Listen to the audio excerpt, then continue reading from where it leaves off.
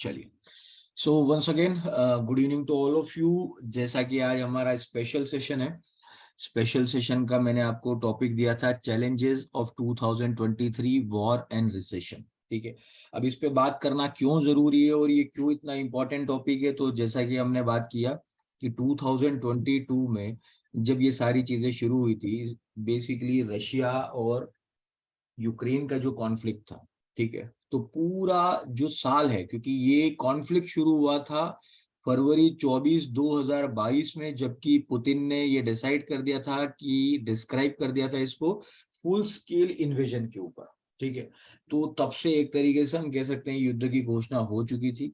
जैसे ही घोषणा हुई तब से सारी चीजें, जो सारी दुनिया थी, वो लगभग दो भागों में बट गई। एक था प्रो रशिया और एक था प्रो यूक्रेन। वहां से सारी चीजें शुरू हुई, और ऐसा नहीं था कि इनके पीछे ये वॉर कोई नई थी। रशिया और यूक्रेन का कॉन्फ्लिक्ट आज का नहीं है, बहुत पुराना कॉन्फ्लिक्ट है। यूक्रेन जब से अलग हुआ था उसके बाद भी रशिया ने उसके ऊपर इन्वेड किया था। जहां पे आपको याद हो तो 8 साल पहले क्रीमिया जो था उसको रशिया ने ले लिया था। ठीक है, क्रीमिया को ले लिया था। क्रीमिया को लेने के बाद में भी जब बात सीज फायर की आई थी, तब ये चीज डिसाइड हुई थी कि जो यूक्रेन है वो नेटो में कभी भी मेंबरशिप नहीं लेगा। ठीक है, एक सिंपल सा ये एक दोनों के बीच में एक वर्बल कॉन्ट्रैक्ट था, ये बोल सकते हैं, लिखित में कुछ ऐसा नहीं था। तो ये जब बात आई, ठीक है, मैं आपको रिपीट इसलिए कर रहा हूँ क्योंकि हो सकता है किसी ने पुराना सेशन अटेंड नहीं किया हो जो मैंने स्पेशली रशिया और यूक्रेन कॉन्फ्लिक्ट पे लिया था। तो इसको जस्ट एक थोड़ी 2 मिनट के लिए मैं एक फास्ट फॉरवर्ड करके बता रहा हूँ। लेकिन जब जेलेंस्की आया, जेलेंस्की को यूएस ने भड़काया, यूएस ने भड़काने के बाद में ये बात वापस से शुरू हो गई कि यूक्रेन जो है वो नेटो का मेंबर बन रहा है। ठीक है, उसके बाद से ये सारी चीजें शुरू हुई और चीजें एक के बाद एक के बाद एक, हम कह सकते हैं, गलत होती रही। ठीक है, तो ईस्टर्न यूक्रेन में जो एक तरीके से हम कह सकते हैं इन्वेजन हुआ था रशिया का, वो 2014 में हुआ था। उसके बाद मैंने जैसे आपको बताया कि क्रीमिया जो था वो चला गया था। अभी भी ऐसा है कि जैसे देखिए, एक्चुअली यूक्रेन था वो पहले सोवियत संघ जो यूएसएसआर का पार्ट था। ठीक है, जब वो अलग हुआ था तो कई लोग ऐसे थे यूक्रेन के भी जो कि प्रो रशियन थे, यानी रशिया को चाहते थे, यानी रशिया के साथ में रहना चाह रहे थे। लेकिन अब कंट्री अलग हो गई। तो कई बार ऐसा होता है किसी भी कंट्री का, अगर हम देखते हैं कि पार्टीशन अगर किया जाता है और अगर प्रॉपर तरीके से पार्टीशन ना हो तो वो कभी भी दो कंट्रियां शांति से नहीं रह सकती। इससे इस बात को हम इंडिया वाले बहुत अच्छी तरह जानते हैं क्योंकि ये हमारे साथ भी हो चुका है। ठीक है, तो हम जानते हैं कि ये चीज है कि आप किसी भी कंट्री को अगर अलग करते हो और उनकी एथेनिसिटी, उनकी कल्चर, उनकी बोली, उनका खान पान अगर मान लीजिए दूसरी कंट्री से मिलता जुलता है तो वो कभी अलग प्रॉपर तरीके से नहीं हो सकते। और सेम चीज रशिया और यूक्रेन में भी हुआ, वहां पर भी हुआ। फायदा ये हुआ कि दो लोगों को लड़ाकर जो फायदा था वो तीसरा उठाने की कोशिश कर दिया। यहाँ पर पूरी तरीके से पॉलिटिक्स खेली गई थी रशिया को अपने ही घर में घेरने की। ये जो आपको मैप में दिखा रहा हूं, इसमें आप देख रहे हैं जो डोंस्क लिखा हुआ है, ये पार्ट और ये पार्ट जो क्रीमिया का पार्ट है, ये पहले 2014 में इसको ले लिया था। ठीक है, ये जो देख रहे हैं आप ग्रे कलर का, ये रशिया है, और ये जो व्हाइट कलर का है ये पूरा यूक्रेन है। तो ये 2014 में ये जा चुका था उस टाइम पे। ठीक है, अब बात आती है कि ये सारा जो प्रॉब्लम था इसमें पुतिन क्या चाहते थे। पुतिन सीधा सा यही कहना चाहते थे कि नेटो की जो सेना है, नेटो का फुल फॉर्म है नॉर्थ अटलांटिक ट्रीटी ऑर्गेनाइजेशन। ये एक यूरोपियन, यूएस और कई और दूसरे देशों का एक समूह है जो कि एक दूसरी कंट्री को, अगर वॉर होती है तो दूसरी कंट्री को उसकी मदद में खड़ा होने के लिए एक तरीके से प्रेरित करता है। तो रशिया कभी ये नहीं चाहता था कि नेटो का पार्ट बने यूक्रेन, क्योंकि अगर नेटो का पार्ट यूक्रेन बन जाता तो नेटो की सेनाएं जो है वो रशिया के बॉर्डर तक आ सकती थी, जो कि यूक्रेन से टच होता हुआ है। ठीक है, तो पुतिन ये बिल्कुल नहीं चाहता था क्योंकि ऑब्वियसली अपने ही घर को असुरक्षित कोई भी नहीं करना चाहेगा। ठीक है, अब वॉर हो गई, ये सारी चीजें तो हमने देख ही लिया था, फरवरी में भी देख लिया था। लेकिन वॉर होने का जो सबसे बड़ा नुकसान है, देखिए इसमें आप इस चीज को समझिएगा, इस पॉलिटिक्स को समझिएगा। वॉर किया पुतिन ने, ठीक है, वॉर किया किस पे? जेलेंस्की पे, यानी यूक्रेन के ऊपर। भड़काया किसने? तो यूएस बाइडेन ने, और नुकसान किसको सबसे ज्यादा हुआ, तो वो हुआ यूरोप को। मतलब इस सारी चीजों में आप देखिए सबसे ज्यादा जो कहते हैं हम कि पोपट जो हुआ वो यूरोप का हुआ, क्योंकि यूरोप और यूक्रेन और रशिया दोनों, यानी यूक्रेन को भी मैं इन्वॉल्व कर रहा हूँ, रशिया को भी इन्वॉल्व कर रहा हूँ, ये दोनों कंट्री का सबसे बड़ा इंपोर्ट एक्सपोर्ट पार्टनर जो था वो ये दोनों कंट्री थी। ठीक है, अगर हम बात करते हैं यूक्रेन की, तो यूक्रेन से जो एक्सपोर्ट होता था यूरोप को वो होता था ग्रेन्स, इसके अलावा फर्टिलाइजर्स बहुत बड़ी मात्रा में होते थे। सेकेंड चीज अगर हम बात करते हैं रशिया की, तो रशिया से बहुत बड़ा एक तरीके से हम कह सकते हैं इंपोर्ट जो है वो यूरोप जाता है, जिसमें सबसे बड़ा पार्ट जो होता है वो नेचुरल गैस का है, उसके बाद क्रूड ऑयल का है। ठीक है, एक छोटा सा डेटा मैं यहाँ आपको दिखा रहा हूँ, आप देखिए उस डेटा को, उससे आपको पता लग जाएगा कि दोनों का जो बिजनेस है वो किस हद तक है। हमारे पास में एक डेटा है, यूरोपियन यूनियन का जो ट्रेड है रशिया के साथ में वो 2011 से 2021 का डेटा है। 2022 तक इंपोर्ट अगर हम देखते हैं तो 158.5 बिलियन डॉलर था यूरोपियन यूनियन का। ठीक है, एक्सपोर्ट था 89.3 डॉलर। ठीक है, और बैलेंस था, यानी ऑब्वियसली इंपोर्ट ज्यादा एक्सपोर्ट कम है तो बैलेंस जो है वो नेगेटिव आएगा, तो -69.24। कहने का मतलब ये है कि नुकसान ऑब्वियसली रशिया का हुआ इसमें, क्योंकि 69.2 अगर हम देखते हैं बिलियन डॉलर है जो रशिया को मिलने बंद हो गए। लेकिन आज की तारीख में ये जो ट्रेड था जो होता था रशिया के थ्रू, ठीक है, अब अगर रशिया वो नहीं दे रहा है तो यूरोप के पास में ऑप्शंस कितने हैं हम उस पर बात करते हैं, क्योंकि वही सबसे बड़ी कड़ी है। अगर वो ऑप्शन नहीं मिल रहे हैं तो मान लो कि यूरोप आने वाले टाइम में खत्म है। ऑप्शन मिल रहे हैं लेकिन वो डबल, एक तरीके से कह सकते हैं कि डबल वैल्यू पर मिल रहे हैं, तो भी उसकी इकोनॉमी के लिए खतरा है। दोनों बातें। इसके बाद में देखते हैं प्रोडक्ट कौन कौन से हैं। देखिए प्रोडक्ट जो इंपोर्ट करते थे, ठीक है, उसमें हम देखते हैं तो सबसे ज्यादा एनर्जी, एनर्जी लगभग इनके टोटल इंपोर्ट का 60 से 70% जो था वो एनर्जी होता है। और ये डेटा यूरोस्टैट का है, जो ऑफिशियल यूरोपियन यूनियन की वेबसाइट है वहां से लिया गया है। बिल्कुल प्योर डेटा है और बहुत ही सटीक डेटा है।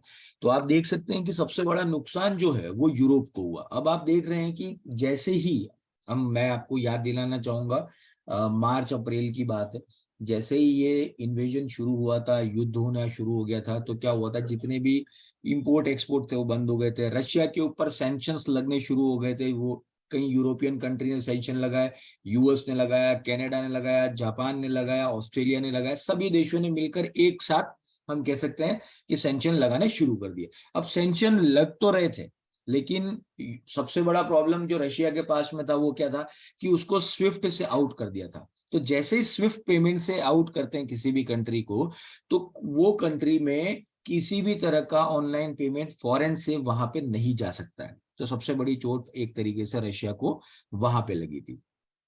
धीरे धीरे रशिया संभलना शुरू हुआ, रशिया फिर भी संभल गया, लेकिन अभी हम देख रहे हैं कि जो चोट यूरोप को लगी है उससे वो नहीं संभल पाए। ठीक है, इसका एग्जाम्पल आप देखते हैं कि यूरोप जो है, आप भी जानते हैं हम भी जानते हैं, और जिन जिन लोगों ने गेम ऑफ थ्रोन्स देखी होगी उन्होंने एक डायलॉग जरूर याद किया होगा, विंटर इज कमिंग। तो एक्चुअली यूरोप के लिए विंटर इज कमिंग, विंटर आ चुका है। और विंटर में जो यूरोप में सबसे ज्यादा जरूरत होती है वो है इलेक्ट्रिसिटी और गैस की। ठीक है, वहां पर जो हम कह सकते हैं लोग उस तरीके से रहते हैं कि उनको हीटर की जरूरत होती है। यूरोप का टेम्परेचर बहुत नीचे जाता है, माइनस में भी जाता है। कई कंट्रीज तो ऐसी है जहां पे पूरे विंटर में आपको धूप देखने नहीं मिलेगी, आपको केवल और केवल बर्फ ही देखने मिलेगी। तो ऐसी सिचुएशन में हीटर और गैस, ये दो चीजें बहुत जरूरी होती है। आपने जब ये इन बिटवीन ये सारे कॉन्फ्लिक्ट चल रहे थे तब आपने सुना होगा नॉर्ड स्ट्रीम 1 पाइपलाइन थी, जो पाइपलाइन थी जो रशिया की सबसे बड़ी गैस पाइपलाइन थी जो कि यूरोप की ओर जाती थी। ये आप देख रहे हैं यहाँ पे जो मैप है, ये यूक्रेन होते हुए सीधी जाती थी रशिया, रशिया से यूक्रेन, यूक्रेन के बाद आती थी वो सीधा यूरोप में। यूरोप में फिर आप देख रहे हैं पोलैंड है, उसके बाद में जर्मनी है, हंगरी है, रोमानिया है, इटली है, फ्रांस है। इन सभी जगह पे सप्लाईज थी, और ये सप्लाई जो थी वो कट हो गई एक तरीके से। ठीक है, कट हो गई तो रशिया वालों ने ये सॉरी यूरोप वालों ने कहा कि रशिया ने बंद कर दी, और रशिया ने कहा कि उसको यूएस ने बंद कर दिया। तो कुल मिला के ये है कि जिसने भी बंद किया, टॉपिक यहाँ पर वो नहीं है कि बंद किसने किया, टॉपिक यहाँ पर ये है कि अगर बंद हो गया है तो वो आगे काम कैसे करेगा, वो इसका जुगाड़ कैसे करेगा, किसी और तरीके से कैसे वो काम करेगा, क्योंकि टोटल नॉर्थ स्ट्रीम जो 1 पाइपलाइन थी वो 35% गैस जो था वो रशिया से आता था, उसी पाइपलाइन के थ्रू, जो अब आना बंद हो गया है। ठीक है, तो यूरोपियन यूनियन के जो लीडर हैं वो अपने आप में बहुत बड़े परेशानी से निकल रहे हैं फिलहाल, अभी उनके पास कोई और चारा नहीं है। जून में ईयू मेंबर्स यानी यूरोपियन यूनियंस के मेंबर की मीटिंग हुई थी, उसमें क्लियरली ये बोला गया था कि जो गैस रिजर्व्स हैं, यानी उनके पास जो गैस रिजर्व है उनको बढ़ाया जाए। ठीक है, क्यों? क्योंकि विंटर में हमें गैस की और ज्यादा जरूरत पड़ेगी। तो दिसंबर तक हम कह सकते हैं कि ये 88% फुल हो चुका था। ठीक है, ये जो दिसंबर गया वो पिछले महीने तब तक 88% हो चुका था। और अब आगे की सिचुएशन देखें तो वो और ज्यादा खराब है, क्योंकि रशिया जो है वो 40% नेचुरल गैस जो है, यूरोपियन यूनियन का जो 40% उसकी जो जरूरत है उसका 40%, और 27% टोटल ऑयल वो एक्सपोर्ट करता है यूरोपियन यूनियन को। ठीक है, और ये कोई छोटा मोटा अमाउंट नहीं है, ये 400 बिलियन यूरो का अमाउंट है, जो कि अपने आप में बहुत ही ह्यूज अमाउंट है। ठीक है, तो सीधी सी बात है कि अब अगर मान लीजिए ये बंद हो जाएगा, क्योंकि इन लोगों ने जो सैंक्शन लगाया उसमें क्लियर कट लिखा हुआ है कि दिसंबर 5 से, ठीक है, जो क्रूड आ रहे हैं वो बंद हो जाएंगे, और फरवरी 5 2023 से जो क्रूड से पैदा हुए ऑयल प्रोडक्ट्स हैं उनको हम बंद कर देंगे। तो कहने का मतलब उनको अब क्या चाहिए, उनको चाहिए सब्स्टिट्यूट। सब्स्टिट्यूट नहीं मिलेगा तो क्या होगा? सीधी सी बात है, आने वाले टाइम में प्रॉब्लम आ जाएगी। आप लोगों ने अगर पेपर पढ़ते हो या न्यूज़पेपर या ट्विटर या कहीं से भी आपको अगर जानकारी मिलती हो तो आपको पता होगा कि जो भी यूरोप में या यूके में जो लोग रह रहे हैं, ठीक है, उनके एनर्जी बिल लास्ट 8 महीने में 100% से ज्यादा बढ़ गए, मतलब दोगुने से ज्यादा बढ़ चुके हैं। तो ऑलरेडी इन्फ्लेशन अपने पीक पर है, ऑलरेडी जो इन्फ्लेशन है वो अपने पीक पर है, और ऐसे टाइम में अगर ये सप्लाई कट हो जाएगी तो क्या होगा? तो बहुत एक छोटा मोटा नहीं, ये बहुत बड़ा इशू है एक्चुअली में, क्योंकि यहाँ हम किसी पर्टिकुलर एक कंट्री की बात नहीं कर रहे हैं, यहाँ पे बहुत सारी कंट्रीज इन्वॉल्व है। अब यहाँ पर ये देखिए कि सबसे बड़ा जो प्रॉब्लम है वो ये है कि यूरोपियन यूनियन इसको रिप्लेस कैसे करेगी। और रिप्लेस करने का मतलब ये है कि मान लीजिए कि वो किसी और कंट्री से भी लेती है, जैसे अभी बात जो चल रही है और अभी तक जो बात फाइनल हुई है उसमें यह है कि यूएस और कतर जो है वो गैस सप्लाई करेंगे। लेकिन जैसे आप यहाँ पे जो मैंने आपको पिक दिखाया वो देख रहे हो, ये सारी पाइपलाइंस के फोटो हैं। ठीक है, ये पाइपलाइंस बताई गई है। तो कतर से आप सोचिए कि यूरोप तक पाइपलाइन बनाने में क्या 5 10 15 20 दिन में बन जाएगी? नहीं, वो 2026 पहले वो तैयार नहीं हो सकती है। तो 2026 पहले क्या होगा? उसके पहले उनको किसी और तरीके से गैस को या ऑयल को इंपोर्ट करना होगा, जो कि अपने आप में महंगा काम है। ठीक है, और आज की तारीख में जो करंट प्राइसेस है वहां पर गैस की वो $5.3 पर बैरल अगर हम कह सकते हैं वो है, जो कि ऑलरेडी 2 गुना से ज्यादा है। तो कहने का मतलब यूरोप जो है वो अभी एक तरीके से ब्लीडिंग, मतलब यूं समझ लो कि आप बहुत फंस चुका है, एक तरीके से बहुत ज्यादा फंस चुका है। यूरोप में हम देख रहे हैं, जैसे आप लोग मार्केट देखते ही हैं तो आपको भी पता होगा कि यूरो और डॉलर एक टाइम था, अभी कुछ महीने पहले की बात है, 1 या 1.5 महीने पुरानी बात है, जब बराबर आ गए थे, 1:1 हो गया था। ठीक है, क्यों हुआ था? एक टाइम था जब इसको यूरो को इतना स्ट्रांगली हमने देखा हुआ है, लेकिन आज की तारीख में हम देखें तो लगातार गिर ही रहा है। क्यों गिर रहा है? सबसे पहले कोरोना की चोट हुई, कोरोना की चोट होने के बाद जैसे ही इकोनॉमी वापस संभलने की पोजीशन में आई थी, उसके बाद ये रशिया यूक्रेन शुरू हो गया 2022 में। जब 2022 का जो ईयर है वो इसी मैनेजमेंट में निकल गया कि हमको भरपाई कहाँ से करनी है, वहीं पे निकल गया। अब 2023 ये बहुत ही क्रूशियल ईयर है। क्यों? क्योंकि अब उनके पास में ये क्लियर है कि अगर हम यहां से नहीं ले रहे हैं तो हम कहीं और से ले रहे हैं, और कहीं और से हमको सस्ता कैसे मिलेगा वो निकालने के लिए इनके पास में 2022 का ईयर है, जो कि अपने आप में बहुत है। अभी देखें तो अगर एनर्जी कॉस्ट अब हम देखते हैं तो 1 ट्रिलियन उनकी जो एनर्जी कॉस्ट है वो बढ़ चुकी है जब से ये रशिया यूक्रेन का वॉर हुआ है। 1 ट्रिलियन, ठीक है। अब आप सोच लो ये अमाउंट कितना बड़ा है, 3 ट्रिलियन के आसपास की तो इंडियन इकोनॉमी है। तो इंडियन इकोनॉमी का अगर मान लो 33.33% भी देख लो आप, तो 1 ट्रिलियन जैसा होता है। तो 1 ट्रिलियन कितना बड़ा अमाउंट है आप सोच सकते हो, ठीक है। तो ये तो कहने का मतलब अभी भी लोग जो है, जो एक्सपर्ट लोग हैं, वो ये कह रहे हैं कि ये तो स्टार्टिंग है, ठीक है ना। अभी हम मिडिल में भी नहीं पहुंचे हैं, तो एंड तो बहुत दूर है। तो ये तो स्टार्टिंग है। अगर अभी से इसको मैनेज नहीं किया तो बहुत सारी चीजें खराब हो जाएगी। गवर्नमेंट जो है, उनकी कंपनीज हैं, उनको आगे, अभी आपको बीच में अगर खबर सुनी हो तो बीच में आपको अगर याद हो तो कई जगह ऐसी भी न्यूज आई थी कि वहां पे इलेक्ट्रिसिटी कट भी होने शुरू हो गए हैं, और वहां पे जो काम करने वाली जितनी भी कमर्शियल कंपनीज है उनको बोल दिया गया है कि 24 आवर्स में अगर आप काम करते हैं, प्रोडक्शन आपको कुछ घंटों के लिए कम करना पड़ेगा या बंद करना पड़ेगा, क्योंकि इलेक्ट्रिसिटी कट स्टार्ट हो गए। और इन्फ्लेशन जो है वो मल्टी ईयर हाई है। तो ऑलरेडी अगर हम देखते हैं कि बिजनेस अपॉर्चुनिटी भी उनके पास से कम हो रही है, बिजनेस को चलाने के लिए भी उनके पास में प्रॉब्लम आ रही है। अल्टीमेटली इतना इन्फ्लेशन होने के बावजूद भी आप देखो कि वहां पे लोगों का सबसे बड़ा प्रॉब्लम क्या है कि उनके खाने के बिल्स लगातार बढ़ रहे हैं, उनके एनर्जी बिल्स लगातार बढ़ रहे हैं। तो आप सोच सकते हैं कि कितना बड़ा एक डिजास्टर में वो फंसे हुए हैं। और ऐसा नहीं है कि ये केवल कहानी यूरोप की है, नहीं, ये अकेले यूरोप की कहानी नहीं है। अगर आप इसको देखें, यूएस की बात अगर हम करते हैं, तो यूएस में जो महंगाई है वो 40 साल से भी ज्यादा का जो रिकॉर्ड है वो तोड़ चुकी है, ठीक है। 9% के क्लोज ये महंगाई इधर चली गई थी। 9% के क्लोज क्यों चली गई थी? सीधी सी बात है, रशिया यूक्रेन का जो कॉन्फ्लिक्ट हुआ, उसमें जितनी कंट्रीज है, सभी कंट्रीज ने क्या किया, वहां पर जब जैसे ही इन्फ्लेशन आनी शुरू हो गई, इन्फ्लेशन का मुकाबला करने के लिए सभी कंट्रीज ने अपनी इंटरेस्ट रेट को बढ़ाना शुरू कर दिया, ठीक है। दूसरी कंट्रियां अगर बढ़ा रही तो उसका इफेक्ट मार्केट में उतना नहीं आया जितना डॉलर ने इंटरेस्ट रेट बढ़ाया तो आया। डॉलर ने जैसे इंटरेस्ट रेट बनाना शुरू हुआ तो ऑटोमेटिकली जो दूसरी करेंसीज है वो सारी डेप्रिशिएट होना शुरू हो गई। आप देख लीजिए यूएसडी जेपीवाई का चार्ट उठा के, सालों का रिकॉर्ड तोड़ दिया है, ठीक है। यूएसडी जेपीवाई का चार्ट उठा के देख लीजिए, सालों का रिकॉर्ड तोड़ दिया है। उसके अलावा अगर हम बात करते हैं तो दूसरी कंट्री, जैसे इवन रुपीस की बात कर लो आप, 85 रुपीस कब पहुंचा था आप मुझे बताइए, कब पहुंचा था? 85 का रिकॉर्ड टूट चुका है।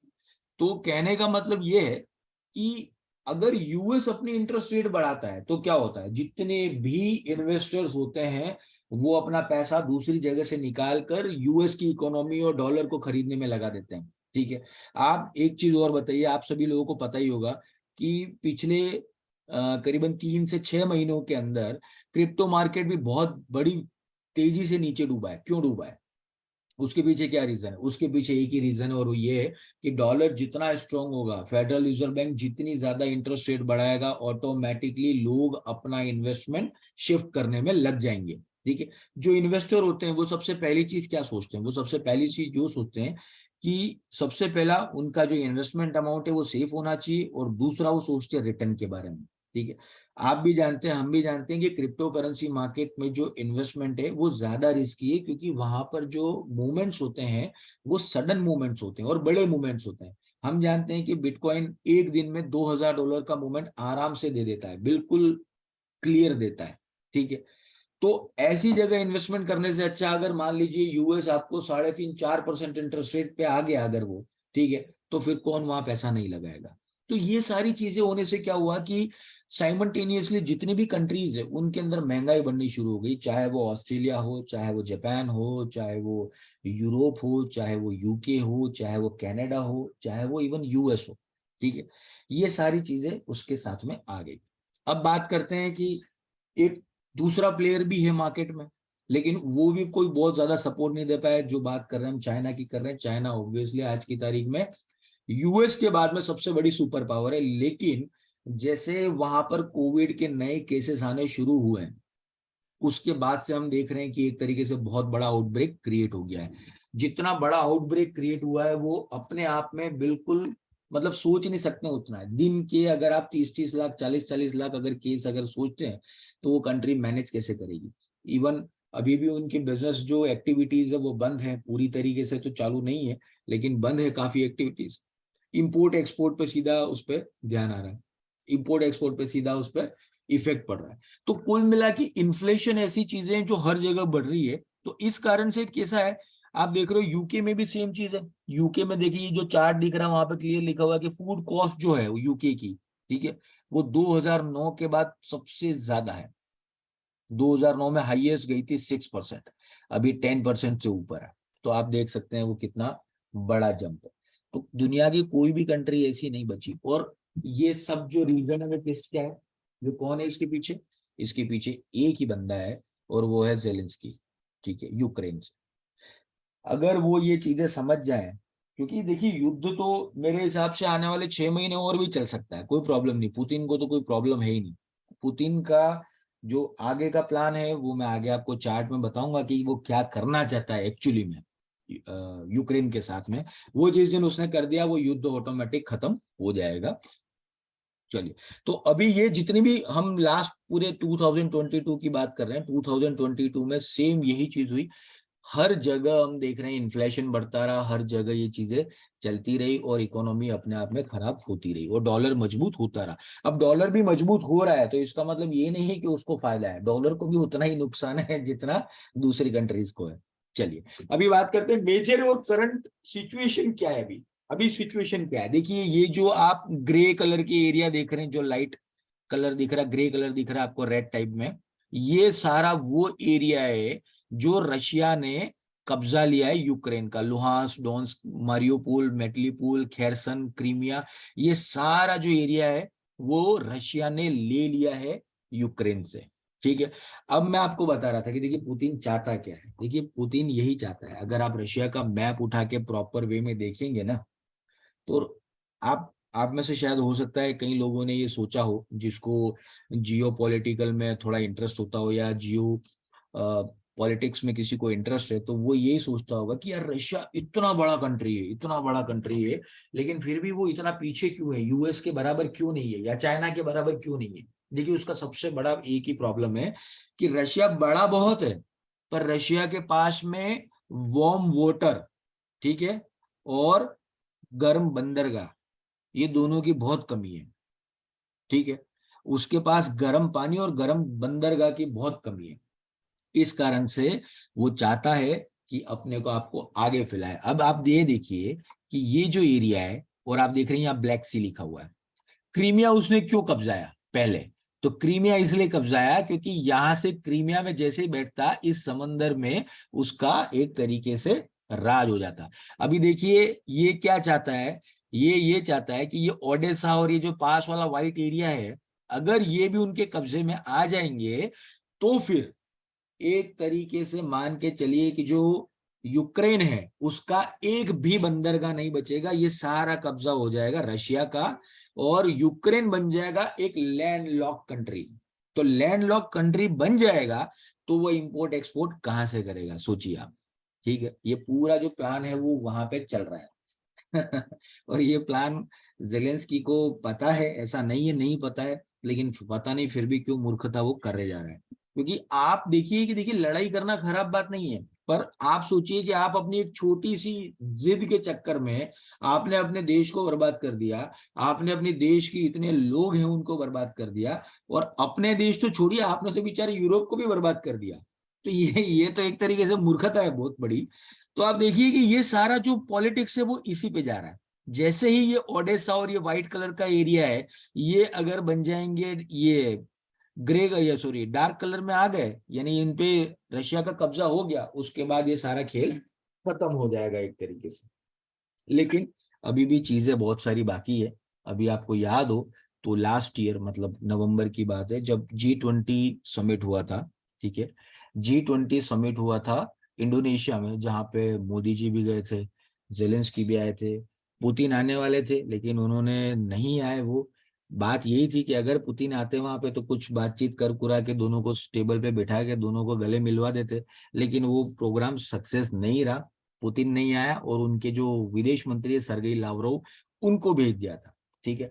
तो वहां पर जैसे ही उनको भेजा समझ में आ गया कि रशिया कहीं भी झुकना नहीं चाहता है। तो उसके बाद में जेलेंस्की की अभी लास्ट 2 वीक पहले ही अमेरिका का दौरा था, गया था, आपने देखा हो तो वहां की संसद को भी इसने संबोधित किया था और वहां भी उसने वापस से भीख मांगी थी कि हम युद्ध में लड़ नहीं पा रहे हैं तो पैसा दो, ठीक है। तो इस तरीके से सारी चीज हुई थी। तब उन्होंने 10 पॉइंट का एक प्लान बताया जिसको हम कहते हैं सीज फायर या कॉम्प्रोमाइजिंग प्लान, ठीक है। वो 10 पॉइंट क्या थे वो हम देखते हैं। ये है वो बंदा और उसी टाइम पे उसने ये चीज बोली थी। 10 प्लान क्या है? पहला तो है कि रेडिएशन और न्यूक्लियर सेफ्टी जो है उस पर फोकस किया जाए। जो भी उनके रेडिएशन और न्यूक्लियर जो वहां पे फैसिलिटी के जो भी वहां पे संयंत्र है उसको रशिया मुक्त करे और उसकी सुरक्षा करे, ठीक है। चलो ये भी मेरे हिसाब से रशिया इस पे मान जाएगा, कोई बड़ी बात नहीं है। Food security including protecting and ensuring Ukraine's grain export, कोई दिक्कत नहीं। ये वो चाहते हैं कि फूड सिक्योरिटी होनी चाहिए और अगर वो ग्रेन बेचना चाहते हैं, एक्सपोर्ट इंपोर्ट करना चाहते हैं तो उन्हें करने दिया जाए। तो उसमें भी मेरे ख्याल से रशिया को कोई प्रॉब्लम नहीं आएगी, वो राजी हो जाएगा। तीसरा है कि एनर्जी सिक्योरिटी, क्योंकि यहाँ पर प्रॉब्लम क्या हुआ है कि अभी जो रशिया ने बम मारे हैं, ठीक है, जो भी यूक्रेन पे बमबारी हुई है वो सबसे ज्यादा उनके पावर हाउसेस पे ज्यादा की है, ठीक है। तो आज की तारीख में यूक्रेन में दिन में 2 से 3 घंटे से ज्यादा बिजली आती नहीं है मैक्सिमम एरियाज में। तो बोल रहे हैं कि एनर्जी सिक्योरिटी प्रोवाइड की जाए और उनको जल्दी से जल्दी ठीक किया जाए जो कि रशियन अटैक से डैमेज हुआ है। चौथा पॉइंट है release all prisoners and deporters including war prisoner and children deported to Russia. ये भी बिल्कुल बराबर है, कोई दिक्कत नहीं। जब सब लड़ाई करते हैं तो एक दूसरे के सैनिक को कैद करना और उनको प्रिजनर बना रहा, उनको एक्सचेंज करना वो कोई बड़ी बात नहीं है। इसमें भी रशिया को कोई दिक्कत नहीं होगी। लेकिन ये जो प्रोग्राम जो लास्ट वाला पॉइंट है वो है restoring Ukraine territorial integrity in Russia referring is according to UN charter. अब यहाँ पे रशिया नहीं मान रहा है, ठीक है। यहाँ पर ये बोला है कि जो पहले वाली स्थिति थी, यानी यूक्रेन जो पहले था वैसा का वैसा दिया जाए और यूएन चार्टर इस पे लागू किया जाए, इसके ऊपर कोई नेगोशिएशन नहीं होगा, ये जेलेंस्की ने कहा है। तो क्लियर कट बात है। आप सोचिए कि रशिया ने जिस चीज के लिए इन्वेजन किया, ठीक है, रशिया ने जिस चीज के लिए इन्वेजन किया उसके हजारों सैनिक मर गए। उसके बाद ये जो मैंने आपको बताया इतने इलाकों पे उसने कब्जा किया है, ये जो इलाकों पे उसने कब्जा किया है, ये यूक्रेन चाहता है कि ये छोड़ के वापस चला जाए। तो पुतिन समझेगा कि यार मैं पागल था क्या जो साला पहले गया था, फिर बताओ। ये तो समझ से बाहर है। तो ये बिल्कुल रशिया मानेगा ही नहीं उसको। इसके अलावा withdrawal of Russian troop and cessation of hostility restoration of Ukraine state border with Russia, ये भी नहीं मानेगा। वो बोल रहा है कि रशियन ट्रूप जैसे ही है वो विड्रॉ करे वहां से और अपनी जगह जाए, ठीक है। फिर ये बोला है कि justice include the establishment of special tribunal to prosecute Russian war crime. अब ये चाहते हैं कि ये जो रशिया में जो भी बॉम्बिंग करी है, वहां के लोगों को मारा काटा गया, नरसंहार हुआ है, उसके ऊपर एक ट्राइब्यूनल बिठाया जाए और उनको सजा दी जाए। तो ये तो दोनों तरफ से हुआ है ना, तो यहाँ पर भी प्रॉब्लम ही आएगी। कुल मिला के इनके जितने भी सीज फायर के समझौते हैं वो समझौते कम और शर्तें ज्यादा है। तो कभी भी क्या होता है ना, देखिए अगर किसी भी दो पार्टी को अगर बैठना हो तो थोड़ा सामने वाला झुकता है, थोड़ा सामने वाला झुकता है। जब दोनों थोड़ा थोड़ा झुकेंगे तब जाके होगा दोनों के बीच में सीज फायर, वरना सीज फायर कभी नहीं हो सकता है, ठीक है। सीज फायर कभी नहीं हो सकता है क्योंकि रशिया के पास बोलने के लिए ये है कि जब हमारा मौखिक समझौता था कि आप नेटो ज्वाइन नहीं करेंगे, उसके बाद जब आपने किया देन उसके बाद हमने इन्वेजन शुरू करी, लेकिन अगर आपने नहीं माना था तब तक हमने नहीं किया था। तो कुल मिला के कैसा है कि ये प्रॉब्लमेटिक है ही है। और जैसे ही ये इसका 10 पॉइंट का पीस कीपिंग प्लान आया उसके बाद तुरंत ही देखिए रशिया ने क्लियर बोल दिया, ठीक है। जैसे ये आया, Russia reject Zelensky peace proposal this month, ठीक है। क्लियर कट उनका जो पीस प्रपोजल था वो तुरंत ही रूप से हटा दिया गया है, ठीक है। इवन ये जो आपको याद हो तो जेलेंस्की ने अभी, आप में से कितने लोगों को याद है कितनों को नहीं मुझे नहीं पता, पर जैसे ही अभी जो करीबन शायद लास्ट मंथ की बात है जब G20 की प्रेसिडेंटशिप इंडिया को मिली है, अब G20 की जो अध्यक्षता है वो इंडिया कर रहा है। तो उसके बाद जेलेंस्की ने पीएम को फोन भी किया था और उनसे बात भी करी थी और ये बोला था कि मैं बिल्कुल इस बात पे इंडिया का धन्यवाद दूंगा अगर वो इस जगह पे वो दोनों का सीज फायर कराने में सॉल्व करें, यानी मैटर सॉल्व करें। तो उस बात पे भी बात हुआ था, लेकिन इस पे प्रॉब्लम यही आएगा कि देखिए दोनों चीजें होती है। अब रशिया का स्टैंड क्या है? रशिया का स्टैंड क्लियर है, Russia demands annexation recognized before time. अब रशिया ने तो क्लियर क्या बोल दिया है, आप सोचिए, रशिया ने क्लियर ये बोल दिया है कि जो हमने कब्जाए हुए जो ये आप देख रहे हो जो एरिया हैं, इन एरियो को रशिया का पार्ट आप जब तक नहीं मानते हो, हम बातचीत भी शुरू नहीं करेंगे। रशिया ने क्लियर ये बोल दिया है कि पहले तो आप इसको रिकॉग्निशन करो, रिकॉग्निशन करने के बाद हम टेबल पे बैठेंगे। तो ये तो जेलेंस्की का जो प्लान है, उस प्लान की ऐसी तैसी इसने यही कर लिया। तो कुल मिला के ये है कि दोनों ही जो पक्ष हैं फिलहाल अभी किसी समझौते के मूड में लग नहीं रहे। नो डाउट जेलेंस्की अब थोड़ा सा ज्यादा ट्राई करेगा, जहां तक मुझे लगता है ऐसा, लेकिन जब तक कोई बड़े लीडर इसमें इंटरवेन नहीं करेंगे तब तक होना मुश्किल है। अब इन सभी के बीच में लास्ट आपको याद हो तो 2 वीक के पहले एक खबर आई थी, 1 वीक पहले की, जो आईएमएफ चीफ ने बोला था। उन्होंने ये बोला था कि 1/3 of the world economy expected to be in recession in 2023। ठीक है, और ये बिल्कुल सही टाइम पर सही चीज उन्होंने बोली है, बिल्कुल सही कहा है कि 2023 में 1/3 मतलब आप समझ सकते हो कि बहुत बड़ी पॉपुलेशन जो है वो रिसेशन की चपेट में आने की तैयारी में है। ठीक है, मैंने आपको यूरोप तो पूरा बता दिया। ठीक है, यूएस भी कोई बहुत अच्छी स्थिति में नहीं है, मैं आपको बताता हूँ। देखिए यूएस की भी हालतें तो खराब ही है। आईएमएफ का फुल फॉर्म है इंटरनेशनल मॉनेटरी फंड। ठीक है, ये देखिए ये यूएस का डेप्थ क्लॉक है। ठीक है, ये पहले भी मैंने दिखाया सेशंस में आपको। अब यूएस का यहाँ देखिए, आप नीचे लिखा हुआ है यूएस जीडीपी। जीडीपी कितना है? तो $25 ट्रिलियन का उसका जीडीपी है। ठीक है, इंडिया का कितना है? इंडिया का 3 ट्रिलियन के आसपास है अभी तो। ठीक है, तो कहाँ 3 ट्रिलियन, कहाँ 25 ट्रिलियन, मतलब कितना बड़ा यूएस है हमारे से। लेकिन अगर हम बात करें तो यूएस का जो नेशनल डेप्थ है, टोटल जो डेप्थ है वो 31 ट्रिलियन से ऊपर है। मतलब ये हो गया कि आप साल का जितना जीडीपी आप दे रहे हो, ठीक है ना, जितना पैदा कर रहे हो, उससे ज्यादा तो आपके ऊपर कर्जा है। भाई यूएस डॉलर दुनिया में कितना भी फेमस है या एक बड़ी ताकत है, लेकिन आज भी आप देखो तो हालत ये है।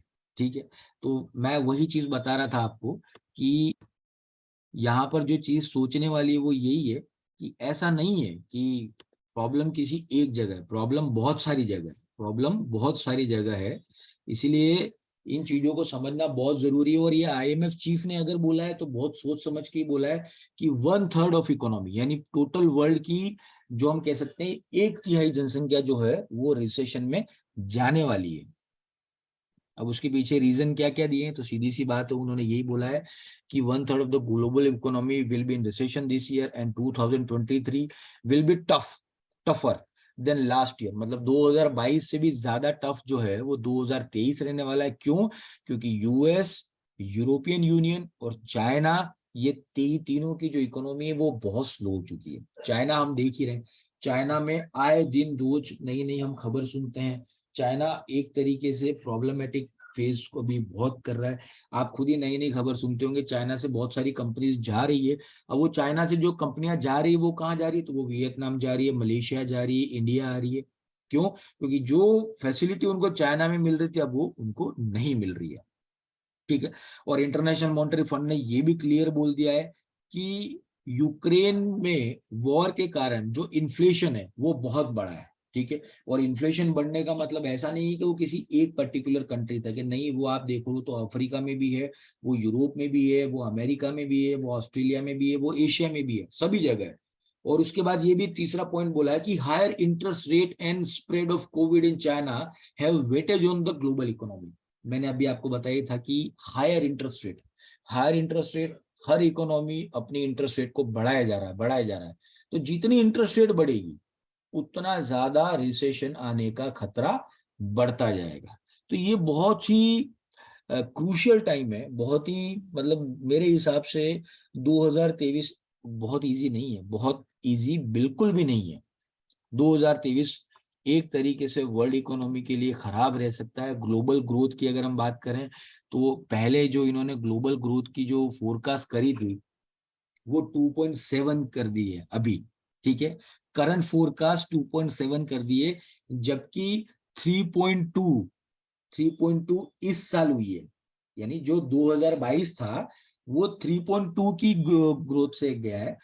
अब जो साल आएगा 2023 उसमें 2.7 कर दिया, मतलब 3.2 से भी 0.5 नीचे डाल दिया है। तो ये साल कुल मिला के बहुत ज्यादा प्रॉब्लमेटिक रहने वाला है। अभी हमको पता नहीं है कि कोविड का जो नया वेरिएंट है वो कितनी धमाल मचाएगा।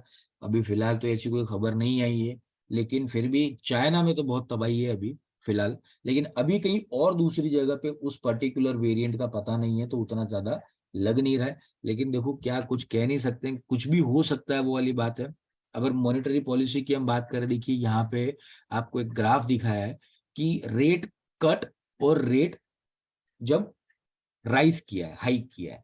देखिए आप, मैंने आपको बताया 2020 जब कोरोना था तब क्या था, तब ज्यादा से ज्यादा बैंकों ने अपनी रेट को कट करा था, इवन माइनस में भी आ गए थे। ठीक है, माइनस में भी आ गए थे, आपको याद हो तो यूएस, उसके अलावा यूरोप, उसके अलावा जापान, ये सारी कंट्रीज वो थी जिन्होंने अपनी इंटरेस्ट रेट को माइनस में कर दिया था। देखिए यहाँ पे 2020, ठीक है।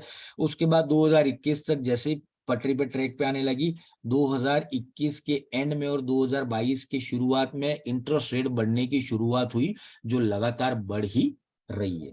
इवन इंडिया में भी आपको याद हो तो आरबीआई जो गवर्नर है मिस्टर शशिकांत दास, उन्होंने भी यही किया है। उन्होंने भी इंटरेस्ट रेट को बढ़ाने का काम चालू रखा है। ठीक है, तो जितना ये इंटरेस्ट रेट बढ़ता रहेगा उतना बड़ा प्रॉब्लम आएगा। देखिए अब सिंपल सी बात है, ये मैं अभी यहाँ पे जितनी भी बात कर रहा हूँ वो सारी जियो पॉलिटिकल से कनेक्टेड बातें, ठीक है। लेकिन आप देखिए कि ये सभी चीजों का इफेक्ट मार्केट में कितना पड़ा है। मार्केट में अगर आप देखें तो गोल्ड पे क्या इफेक्ट पड़ा है, मार्केट में आप देखिए तो आप ऑयल पे क्या इफेक्ट पड़ा है, मार्केट में आप देखिए तो यूरो और यूरो से जुड़े हुए पेयर्स पे क्या इफेक्ट पड़ा है, वो आप देखिए। सारी चीजें आपको क्लियर हो जाएगी। होता क्या है, देखिए फंडामेंटल जो है वो आपको एक लॉन्गर टर्म पर्सपेक्टिव देता है। फंडामेंटल आपको बाय या सेल नहीं बताएगा, फंडामेंटल आपको एक व्यू देता है, आपको एक सोच दे देता है कुल मिला के।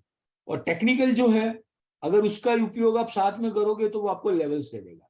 ठीक है, अभी फंडामेंटल बोल रहा है बाय, तो आप लेवल्स पे जाओगे, लेवल्स में क्या देखोगे, टेक्निकल, तो टेक्निकल में आपको बताएगा कि बाय का लेवल ये होना चाहिए, ये टीपी होना चाहिए, ये एसएल होना चाहिए। ठीक है, तो उसी हिसाब से फंडामेंटल को जितना ज्यादा गौर से आप समझेंगे ना, उतना ज्यादा पिक्चर आपकी क्लियर हो जाएगी। ठीक है, चलिए आगे बढ़ते हैं। अब चाइना भी सीधी सी बात है, बात कर ही रहे थे कि चाइना अभी पूरी तरीके से बैकफुट पर है। चाइना एक तरीके से इंटरनेशनल जो एक्सपोर्ट इंपोर्ट है उसका बहुत बड़ा पार्ट वो अकेला कैरी करता है। ठीक है, तो चाइना ने जो जीरो कोविड पॉलिसी जैसे ही हटाई, देखिए पहले तो बेचारा ये शी जिनपिंग की बात मैं कर रहा हूँ। पहले प्रॉब्लम क्या हुई कि जीरो कोविड पॉलिसी थी, वो नहीं हटा रहा था, तो सारे देशवासियों ने वहां पे उसका विरोध कर दिया। और जैसे ही जीरो कोविड पॉलिसी हटाई, सभी लोग बाहर आ गए, पार्टी कर रहे हैं, घूम रहे हैं, फिर रहे हैं, और फिर देखिए कैसा बर्स्ट हुआ वहां पे। तो ये सारी चीजें जो है वो कंट्रोल करना बहुत मुश्किल है। कोरोना यहाँ पर भी हो चुका, हमें पता है कि एक लेवल से ज्यादा उसको कंट्रोल नहीं कर सकते हो। तो चाइना में सेम यही चीज हो रही है। चाइना की जो इकोनॉमी है वो पूरी तरह से अभी स्लो डाउन में है, बहुत बुरी तरह से स्लो डाउन में है।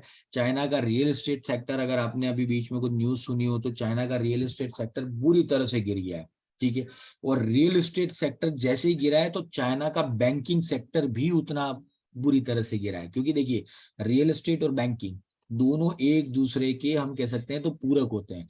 क्योंकि बैंक जब तक फाइनेंस नहीं करती किसी प्रोजेक्ट को, तब तक रियल एस्टेट के जो बिल्डर्स हैं वो बिल्डिंग खड़ी नहीं कर पाते हैं। तो रियल एस्टेट अगर डूबेगा तो ऑब्वियसली बैंक के ऊपर भी खतरा आएगा। बैंक अगर डूबेगा तो सीधी सी बात है, चाइना की जो मॉनेटरी पॉलिसी है, जो वहां का जो मेन बैंक है, वहां का जो रिजर्व बैंक है, उसकी पॉलिसी को भी उसे चेंज करना रहेगा। तो ओवरऑल जो कहते हैं तो पूरा प्रॉब्लम जो है वो उसी तरीके से चला गया है। अब चाइना के ऊपर आईएमएफ ने क्लियर बोल दिया है कि ये साल उनका खराब ही रहने वाला है। ठीक है, यूएस इकोनॉमी को भी क्लियर बोला है कि 1% के आसपास उनकी ग्रोथ रहेगी, जो कि बहुत कम है। ठीक है, उससे ज्यादा नहीं है। अब बात करते हैं हम इंडिया की। देखिए इंडिया कहाँ पर है इसमें, क्योंकि सारी पिक्चर हमने देख लिया, हमने यूरोप घूम लिया, हमने यूएस चले गए, हमने चाइना भी देख लिया, लेकिन इंडिया की क्या? तो इंडिया की जो इकोनॉमी है वो बहुत अच्छे तरीके से काम कर रही है फिलहाल। जो पैंडेमिक लेवल था उस पैंडेमिक लेवल को हमने पार कर लिया और आगे बढ़ गए। ठीक है, आईएमएफ ने क्लियर कहा है कि IMF expect India's growth at 6.8% in financial year 2022 and 23। ठीक है, 6.1% जो 23-24 है, यानी जो इस साल की बात मैं कर रहा हूं, वो 6.1 रह सकती है, लेकिन ये उससे ज्यादा होगी। ये मुझे लगता है, ऐसा पर्सनली ये मेरी थिंकिंग है कि हम 7 को टच जरूर करेंगे, क्योंकि जिस तरीके से मार्केट खुल रहे हैं। दो सबसे बड़ी बात मैं तो एक ही बात बोलता हूं कि फायदा ये देखना चाहिए कि रशिया यूक्रेन का नो डाउट पूरे वर्ल्ड में नेगेटिव इम्पैक्ट आया, लेकिन इंडिया पे उसका बहुत बड़ा पॉजिटिव इम्पैक्ट आया। ठीक है, हर तरह से। देखो फाइनेंशियली अगर हम देखते हैं तो फाइनेंशियली आप देखिए कि जैसे ये युद्ध हुआ, ठीक है, इंडिया को जो दूसरे मार्केट है उस मार्केट से सस्ता ऑयल मिलने लग गया रशिया से। ठीक है, सीधी सी बात है। इसके अलावा हमारी जियोपॉलिटिकल हमारी जो इमेज है वो ज्यादा बढ़ी, क्योंकि इंडिया ने अपना स्टैंड क्लियर कर दिया। जब फॉरेन की मीडिया ने ये सवाल दागे कि सर आप एक तो बात करते हो कि हमला नहीं होना चाहिए, लेकिन आपने कभी उसका साथ नहीं दिया, आपने यूक्रेन का साथ नहीं दिया, आप तो रशिया से तेल खरीद रहे हो। तो जयशंकर ने सीधा मुंह पे बोल दिया कि ये बात आप मुझसे क्यों पूछ रहे हो? इंडिया जितना तेल ले रहा है उसका 10 गुना तेल रोज यूरोप ले रहा है, आप उससे सवाल क्यों नहीं पूछते हो? तो पहली बार ऐसा किसी मिनिस्टर ने ब्लंटली ये जवाब दिया था। बाकी आज तक किसी मिनिस्टर ने किसको एक सा जवाब नहीं दिया है, जो कि कमेंडेबल है। तो ग्रोथ फोरकास्ट जो है वो इंडिया का है ही है, बढ़ ही रहा है। हम देख रहे हैं सारे सेक्टर्स हमारे जो एक्सपोर्ट है वो बढ़ गए। अभी कल की न्यूज है, कल की न्यूज है, इंडिया ने ऑटोमोबाइल मैन्युफैक्चरिंग में जापान को पीछे छोड़ के टॉप 3 में आ गया है।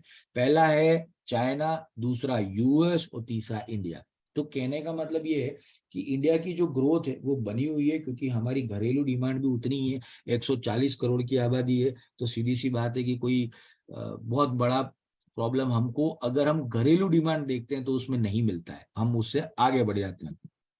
तो यहाँ पर एक चीज को समझना बहुत जरूरी है। मैंने आपको ओवरऑल इकोनॉमी का एक पूरा ओवरव्यू दिया, लेकिन इन चीजों से अगर आप देखिए तो क्या समझेंगे? देखिए रशिया और यूक्रेन की जो न्यूज है उसमें पूरे साल भर मार्केट में आप देखो तो एक बना के रखा, एक पूरा चर्चा बना के रखी। अब ध्यान रखने वाली बात क्या है? देखिए ध्यान रखने वाली बात यही है कि ये युद्ध कितना लंबा चलता है, क्योंकि ये युद्ध जितना लंबा चलेगा उतना नुकसान यूरोप का ज्यादा होगा। अगर ये युद्ध आने वाले 3 महीने में अगर खत्म नहीं हुआ तो मैं सीरियसली कह रहा हूँ, यूरोप ने जब से वो पैदा हुआ तब से इतने बुरे दिन नहीं देखे होंगे, इतने बुरे दिन यूरोप के आने वाले हैं। और अगर यूरोप के बुरे दिन आए तो मान के चलिए कि इसका इफेक्ट ऐसा नहीं है केवल यूरोप पे पड़ना है, इसका इफेक्ट आप देखेंगे पूरे वर्ल्ड पे पड़ेगा। पूरे वर्ल्ड पे कहने का मतलब मेरा यूएस पर भी है, एशिया पर भी है, अफ्रीका पर भी है। तो ओवरऑल अगर देखते हैं तो इसकी इम्पैक्ट जो है वो बहुत ज्यादा बुरे होंगे पूरी वर्ल्ड इकोनॉमी में। बाकी जहां तक कोशिश रहेगी वर्ल्ड लीडर्स की ये होनी चाहिए कि दोनों नेताओं को एक जगह बिठाएं और दोनों को अपनी तरफ से कहा जाए कि थोड़ा आप झुको, थोड़ा आप झुको और युद्ध को खत्म करो। क्योंकि अभी भी अगर हम देख रहे हैं तो यूएस जो है वो भड़काने पे ही तुला हुआ है। अभी भी जब जेलेंस्की यूएस गया था और अपनी स्पीच थी उसकी पार्लियामेंट में, तो वहाँ यही कहा था कि हम लड़ना जारी रखेंगे, और यूएस से थोड़ा बहुत पैसे भी मांगे उसने और वहां दे भी दिए, उसको अप्रूवल भी मिल गया। तो कहने का मतलब कि आज भी यूक्रेन युद्ध में तभी टिका हुआ है जब यूरोप की बहुत सारी कंट्रीज और यूएस उसके पीछे खड़े हैं और उसको पैसा दे रहे हैं। अगर वो पैसा देना बंद कर देंगे तो मेरे हिसाब से 10 दिन भी जेलेंस्की अपने लेवल पर कुछ नहीं कर पाएगा। तो कहने का मतलब यहाँ पर यही है कि ये जो युद्ध है ये एक्चुअली लोगों का नहीं है, ये केवल पॉलिटिशियनों का युद्ध है, लोगों का बिल्कुल नहीं है। लोग चाहते भी नहीं है कि ये सारी चीजें हो, लेकिन उसका इम्पैक्ट मार्केट पे आप देखेंगे पड़ेगा।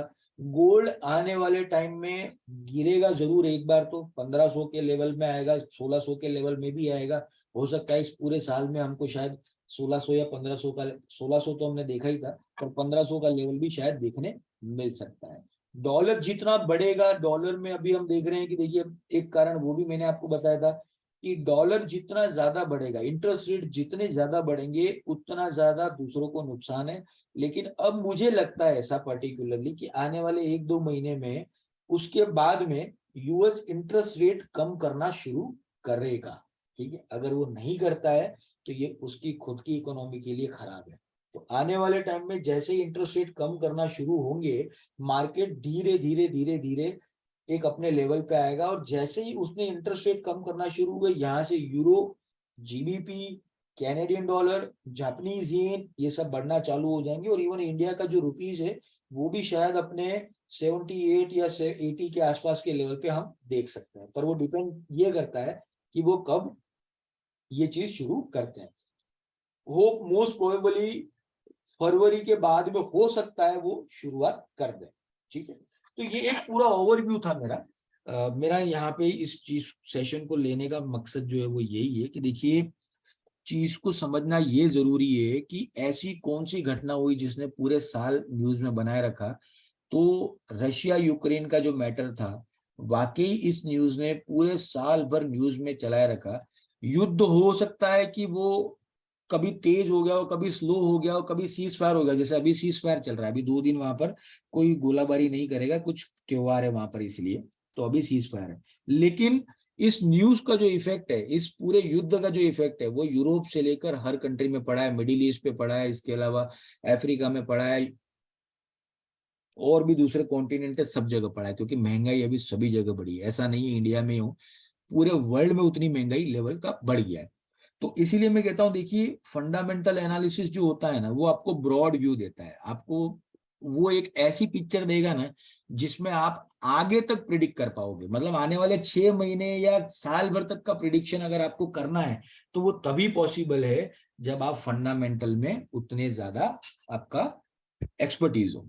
ठीक है, तो सेशन को यहाँ पे एंड करते हैं। होप, मुझे लगता है कि ये सेशन आपको पसंद आया होगा, आपके नॉलेज में मैंने कुछ ऐड ऑन किया होगा और मजा आया होगा आपको। मुझे प्लीज जरूर बताएं, मुझे ये भी बताएं कि आप रशिया यूक्रेन के बारे में क्या सोचते हैं। और ये जरूर लिखें जरूर कि आप किसको सपोर्ट करते हैं, रशिया को सपोर्ट करते हैं या यूक्रेन को सपोर्ट करते हैं। और सेशन कैसा लगा वो भी मुझे जरूर बताएं। 1 मिनट का मैं ब्रेक लूंगा। Thank you very much.